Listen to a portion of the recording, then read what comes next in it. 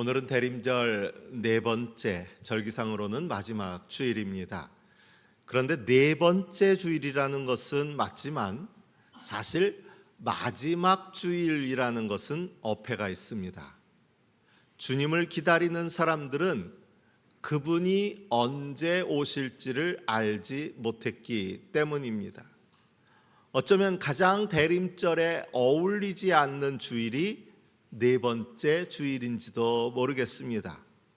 이미 성탄이 코앞이라는 것을 알고 있는 우리에게 오늘의 기다림의 마음은 설렘일지언정 정말 언제 오실지 몰라 기다림의 마음이 깊어지는 그런 마음은 아니기 때문입니다. 그러나 메시아를 기다리던 이스라엘 백성들의 기다림은 설렘과는 다른 것이었습니다.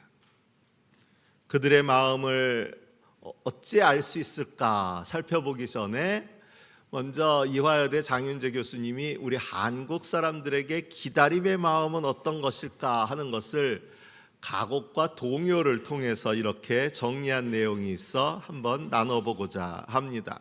좀 독특한 면이 있습니다. 기다리는 마음이라는 곡의 가사는 이렇습니다. 일출봉에 해 뜨거든 날 불러주어, 월출봉에 달 뜨거든 날 불러주어, 기다려도 기다려도 님 오지 않고 빨랫소리 물레소리에 눈물 흘렸네. 기다려도 기다려도 님 오지 않고 라는 가사에 이미 결말이 담겨 있습니다. 기다리던 여인은 결국 망부석이 되고 말았습니다. 비목이라는 곡에도 이런 정서가 담겨 있습니다. 초연이 쓸고 간 깊은 계곡 양진역해 비바람 긴 세월로 이름 모를 비목이여 먼 고향 초동 친구 두고 온 하늘가 그리워 마디마디 잊기 되어 맺혔네. 그리워서 마디마디 잊기가 맺힐 정도로 기다림은 우리 민족에게 있어서 기다려도 기다려도 오지 않는 임에 대한 그리움을 담은 정서입니다. 어쩌면 오늘 우리가 읽은 성경 말씀 본문에 담긴 정서 역시 우리의 기다림과 닮아 있지 않을까 생각하게 됩니다. 강대국 아시리아의 위협 앞에 있던 유다와 이스라엘의 백성들, 또 예수님 당시 로마의 지배를 받고 있던 이스라엘 백성들의 기다림도 이런 의미는 아니었을까? 기다리긴 기다리는데 이미 마음 한편에는 기다려도 기다려도 오지 않을 것을 예감하고 있는 조금은 설렘보다는 오히려 쓸쓸함에 가까운 그런 기다림 말입니다. 그런데 이런 쓸쓸한 기다림이라고 해서 오해는 없었으면 합니다. 그것은 결코 이미 포기한 마음과는 다릅니다. 기다려도 기다려도 오지 않는 임이지만 그렇다고 지레 포기하는 것은 아닙니다. 그럴수록 더욱 사무치는 그리움은 커져만 가는 그런 기다림입니다. 이 곡들과 비슷하게 슬프고도 슬픈 그야말로 구슬픈 기다림의 노래이지만 결국은 해피엔딩으로 마무리되는 그런 동요도 하나 있습니다. 동요 섬집 아기입니다. 엄마가 섬 그늘에 굴 따라가면 아기가 혼자 남아 집을 보다가 바다가 불러주는 자작 노래에 팔 베고 스르르르 잠이 듭니다. 좀 슬픈 내용이에요. 엄마는 굴 따라갔고 아기는 혼자 남아서 아마 엄청 울었을 거예요. 근데 울어도 대답이 없으니까 울다 지쳐서 자기 팔 베고 잠이 들었다는 거예요. 쓸쓸한 얘기죠. 그런데 2절은 이렇게 이어집니다. 아기는 잠을 고니 자고 있지만 갈매기 울음소리 마음이 설레어 다 못 찬 굴바구니 머리에 이고 엄마는 모랫길을 달려옵니다. 어쩌면 어떤 이들은 기다림에 지쳐서 잠이 들어버린 이 아기처럼 영혼의 깊은 잠에 빠져 있는 사람들도 있었을 것입니다. 또 어떤 이들은 기다림에 지쳐서 자기 나름대로 자기 살 궁리를 하고 있었을지도 모릅니다.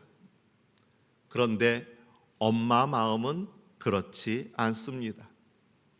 먹고 살아야 해서 아기 혼자 두고 굴은 따러 나왔지만 굴을 따는 건지 하염없이 그냥 갯벌만 헤집는 것인지 도통 마음은 급하고 일이 손에 잡히지 않고 그렇게 허둥지둥 채 채우지도 못한 그 굴바구니를 머리에 이고 모랫길을 한 걸음에 달려옵니다. 예수님의 오심이 바로 이런 모습 아니었을까요? 기다림에 지친 이스라엘은 언제일지 모를 주의 오심을 기다리다가 제풀에 지친 것처럼 망연히 하늘만 바라보고 있었지만 주님은 이런 우리들을 안타까이 여기시고 걸음을 재촉해서 마국간 말구유라도 마다치 않고 그렇게 달려오신 것은 아닐까요? 저는 기다림에 지쳐있던 이 그리운 기다림, 그저 이제 한 이틀 밤 3일 밤만 지나면 성탄이다 하는 그런 마음이 아니라 정말 언제일까 이러다가 영영 오시지 않는 것은 아닐까, 그런 간절한 기다림의 마음을 알아야 또 이런 우리들을 위해 모랫길을 한 걸음에 달려오시는 예수님의 오심을, 예수님의 그 마음을 알 수 있으리라고 생각합니다. 우리가 기다리는 그분은 그저 시간이 지나면 어련히 오시는 분이 아닙니다. 이사야 7장은 기원전 8세기 유다 왕국이 처한 절박한 국제 정세를 배경으로 합니다. 아시리아 제국이 절대적 패권을 행사하던 시대, 북쪽의 이스라엘과 시리아는 아시리아에 대항하기 위해서 동맹을 결성하고 남쪽 유다에게도 자기들의 연합에 참여할 것을 압박하고 있었습니다. 하지만 유다는 이것을 거절했고 결국 이스라엘과 시리아 연합군은 아시리아를 대적하기에 앞서 먼저 남쪽 유다를 침공하게 됩니다. 이 상황을 타개하기 위해서 유다의 왕 아하스는 아시리아의 원조를 요청하기로 결정합니다. 그야말로 적의 적은 나의 동지라고 대단히 현실적이고 합리적인 묘책이라고 생각할 만했습니다. 그러나 단 한 사람은 그 결정에 동의하지 않았습니다. 바로 이사야입니다. 외교적 판단 때문이 아니라 이것은 하느님을 온전히 신뢰하지 못한 일이기 때문이었습니다. 이사야는 아하스에게 네가 그럼 아시리아에게 조공을 바치고 아시리아의 도움을 받을지 안 받을지 차라리 하느님께 징조라도 한번 구해보고 해라 라고 권면합니다. 그러나 아하스는 이마저도 거절합니다. 아닙니다. 저는 징조를 구하지도 않고 주님을 시험하지도 않겠습니다. 매우 신앙적인 것 같지만 사실 직접적인 이유는 그가 이미 자신의 뜻을 굳혔기 때문입니다. 때로 교회에서 조금 마음이 불편해지신 분들이 있으면요, 목회자들이 전화를 돌려요. 언제 한번 권사님, 집사님 잠깐 식사라도 하든지 차나 하면서 얘기 좀 하죠. 그러면은 처음 나오는데 아니에요, 오실 거 없어요. 왜? 뭐라고 할지 뻔하니까. 목사님 만나봐야 뭐라고 할지 뻔하니까 나 그렇게 얘기해도 내 마음 안 바꿀 거니까 올 필요 없어요. 얘기할 필요 없어요. 들어볼 필요 없어요. 하시거든요. 오늘 아하스의 심정이 그거라는 거예요. 자기는 이미 아시리아의 도움을 받기로 마음을 굳혔는데 이제 와서 하나님한테 뭔가 징조를 보여달라고 했다가 괜히 하나님의 마음이 자기의 뜻과 다르다는 것을 알고 나면 자기가 생각을 바꿀 것 같지는 않고 괜히 찝찝함만 남길 것 같으니까 아예 묻지도 않겠다는 겁니다. 그래 놓고 마치 신앙적인 것처럼 하나님을 시험하지 않겠습니다 라고 대답하는 거예요. 기다림에 지친 사람들은 때로 자신이 영영 잊혀진 것은 아닐까 하는 그 불안감 때문에 결국 잘못된 선택을 범할 때가 있습니다. 지금 아하스의 모습이 바로 그렇습니다. 예수님이 오시던 때 이스라엘의 지도자로 불리던 이들의 선택이 바로 그런 잘못입니다. 그들은 로마의 식민 지배를 벗어날 길이 없다고 생각했고 자신들이 기다리는 메시아는 언제 오실지 알 수도 없는 상황에서 결국은 자신들의 기득권을 지키는 방식으로 신앙을 왜곡하고 있었습니다. 그런 그들이었기에 메시아를 기다렸지만 정작 오신 주님은 철저히 부정하고 외면했던 것입니다. 이처럼 아하스가 이사야의 권면을 거절하자 이사야는 하느님의 뜻을 다시 밝힙니다. 주님께서 친히 다윗 왕실에 한 징조를 주실 것입니다. 보십시오. 처녀가 잉태하여 아들을 낳을 것이며 그가 그의 이름을 임마누엘이라고 할 것입니다. 그리고 이 약속은 오늘 복음서에서 다시 반복되고 있습니다. 주님이 우리에게 보여주시는 징조는 바로 임마누엘입니다. 그 뜻은 하나님이 우리와 함께 계신다는 의미입니다. 이것이 중요합니다. 하나님이 우리와 함께 계신다. 우리가 기다리는 것은 하느님을 대신할 그 누군가가 아닙니다. 어쩌면 아하스는 아시리아야말로 하나님을 대신하여 자신들을 위해 싸워줄 존재라고 생각했을 것입니다. 예수님 시대의 종교 지도자들은 자신들이 신의 대리인이라고 생각했을 것입니다. 그러나 우리가 기다리는 것은 하느님을 대신할 그 누군가가 아닙니다. 저와 여러분은 하느님을 기다리고 있습니다. 임마누엘 주님을 기다립니다. 아브라함에게는 분명한 약속이 있었습니다. 그에게 아들을 주시리라는 것이었습니다.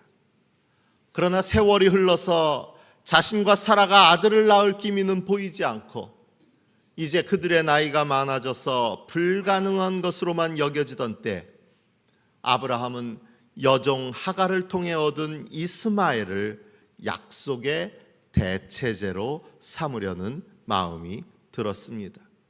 창세기 17장 18절입니다. 이스마엘이나 하나님께서 주시는 복을 받으면서 살기를 바랍니다. 이스마엘이나 하는 말 속에 담겨진 불신앙이 느껴지십니까? 출애굽 이스라엘은 광야에서 시내산에 오른 모세를 기다리다가 그들의 눈에 보이는 금송아지를 만들어서 그것을 하느님의 대체제로 삼으려고 했습니다. 불신앙의 전형입니다. 이스마엘이나 아니면 눈에 보이는 금송아지나 아시리아나 종교적 시스템이나 우리가 의지하는 아시리아와 같은 존재, 종교적 시스템이 우리를 구원할 것이라고 믿는 사람들이 아니라 오직 임마누엘 주님만이 우리의 구원자심을 믿고 그분을 기다리는 사람들, 바로 오늘 우리가 그런 사람들인 줄로 믿습니다. 비록 그분의 오심이 더디게만 느껴지고 때로는 영영 오시지 않는 것 아닐까 의심이 생겨날 때도 우리는 이 기다림을 멈추지 말아야 합니다. 그분은 지금도 우리보다 더 안타까운 마음으로 오고 계시는 분이심을 믿어야 합니다. 우리가 기다리는 것은 임마누엘, 우리와 함께 하시는 하느님 그분이심을 잊지 말고 기다려야 합니다. 바울은 우리는 그분을 통하여 은혜를 입고 우리가 전해야 할 것은 바로 그 이름이라고 말하고 있습니다. 그분을 기다리는 것, 이것이 오늘 교회가 성도가 해야 될 일이라는 거예요. 그런데 그 이름이 오늘 우리 사회에서 고생하고 있습니다. 무엇보다도 영광받아야 하고 무엇보다 사랑받아야 할 그 이름이 부정적인 오명을 뒤집어 쓰고 있습니다.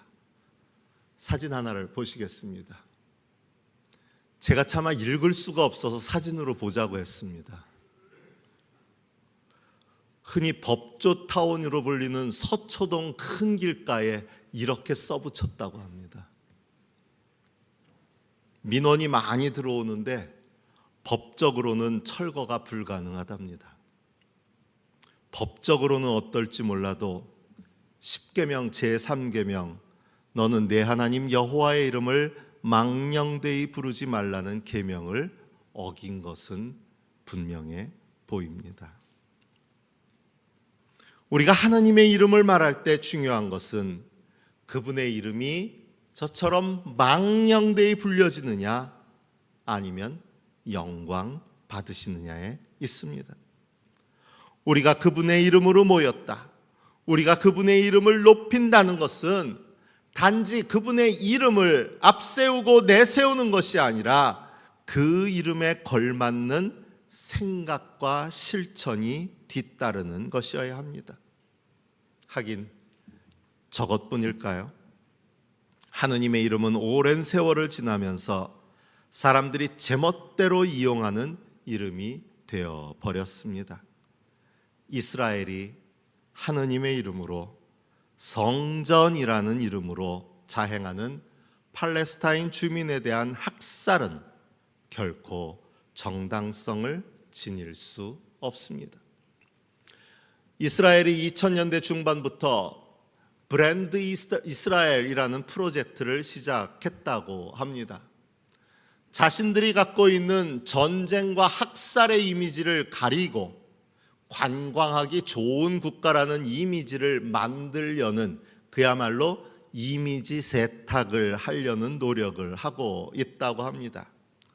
어쩌면 지금 보실 이 사진이 그런 브랜드 세탁, 이미지 세탁의 한 노력이 아닐까 싶습니다. 폐허가 된 건물과 장갑차를 배경으로 아마도 그 건물의 잔해 아래에는 우리가 사진으로는 볼 수 없는 수많은 죽음들이 놓여 있겠지만 한 이스라엘 군인이 In the name of love, 사랑의 이름으로 라는 깃발을 들고 서 있습니다. 아무리 사랑의 이름을 앞에 내세운다고 해서 전쟁과 학살이 사랑이 될 수 있겠습니까? 오늘 우리 사회에도 가정폭력, 데이트폭력 등의 사건이 끊이지 않는데 가해자들은 하나같이 너무 사랑해서 그랬노라고 변명합니다. 그러나 그것은 사랑이 아닙니다. In the name of love, 사랑의 이름으로, 하나님의 이름으로 다른 사람들의 생명을 빼앗는 학살이 자행되는 것은 결코 용납되어서는 안 됩니다. 그만 꺼주셔도 될 것 같아요. 그런가 하면 요즘은 어떤지 모르겠는데 한국의 보수라 부르는 교단 중에서는 교회 안에 십자가를 놓지 않는 교단들이 있습니다.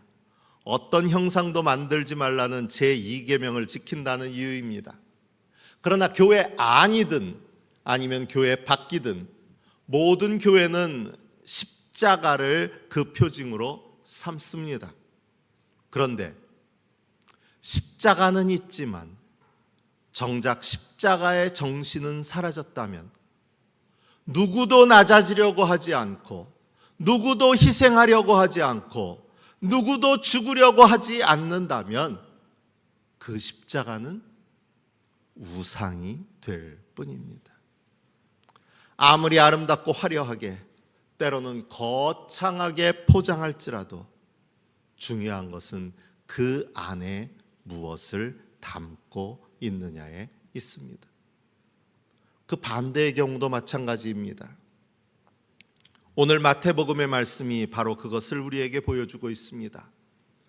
평화롭게 그려지고 있지만 사실상 예수님은 그리 달가운 존재가 아니었습니다. 스캔들의 대상입니다. 자칫하면 마리아가 죽음에 처해질 수도 있는 그런 상황입니다. 아무리 좋게 받아들이려고 해도 좋게 받아들일 수 없는 상황입니다. 이때 요셉의 심정을 새한글 성경은 이렇게 표현합니다. 마리아의 남편 요셉은 의인이어서 마리아에게 망신을 주려고 하지는 않았다. 마리아와 슬그머니 갈라서려고 했다. 그나마 요셉이 의인이어서 다행이지만 이 상황 자체는 누가 봐도 망신을 당할 만한 상황이기 때문에, 부끄러움을 당할 만한 상황이기 때문에, 죽음을 당할 만한 상황이기 때문에 그래서 슬그머니 갈라설 수밖에 없었다는 이야기입니다. 사실 교회 안에서는 쉽게 꺼내지 못하는 이름이지만 이 예수님은 세상의 일반적 시각에서 볼 때 미혼모의 아들, 혼외자라는 이름이 덧붙여질 수 있었기 때문입니다. 그런데 이 예수님이 처한 현실은 비록 그랬지만 이 예수님은 그 누구보다 더 소중한 분이 되십니다. 그 이유가 무엇일까요? 그것은 그가 임마누엘, 하느님을 그 안에 품은 분이시기 때문입니다. 저는 오늘 한국교회를 바라보며 이런 마음을 품고 이런 기도를 드립니다.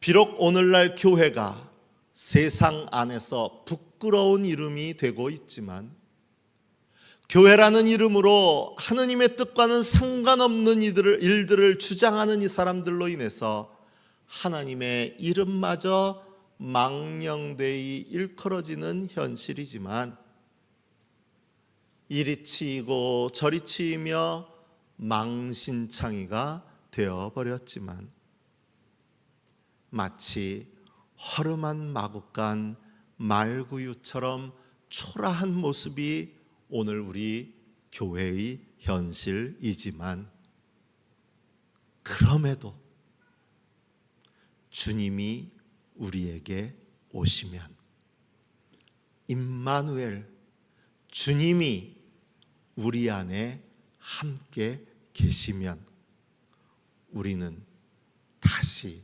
빛날 수 있는 줄로 믿습니다.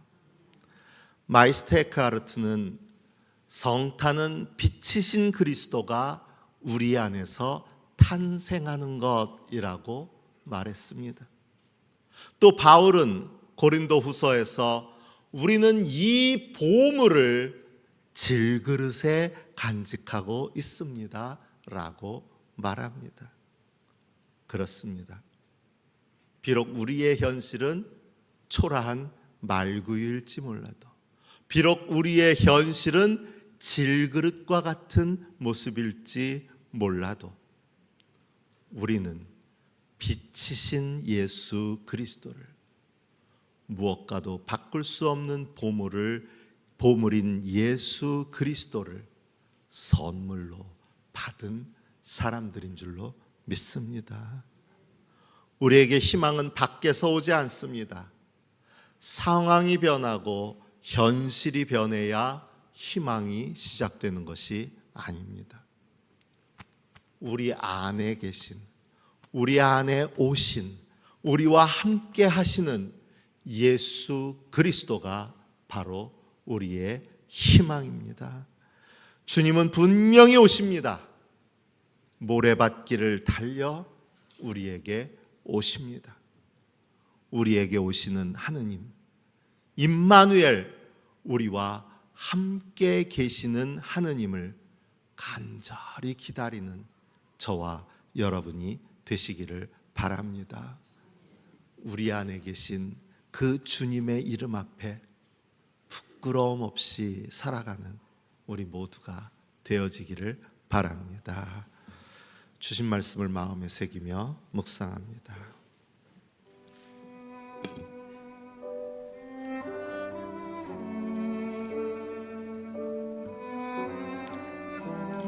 보아라, 동정녀가 잉태하여 아들을 낳을 것이니 그의 이름을 임마누엘이라고 할 것이다.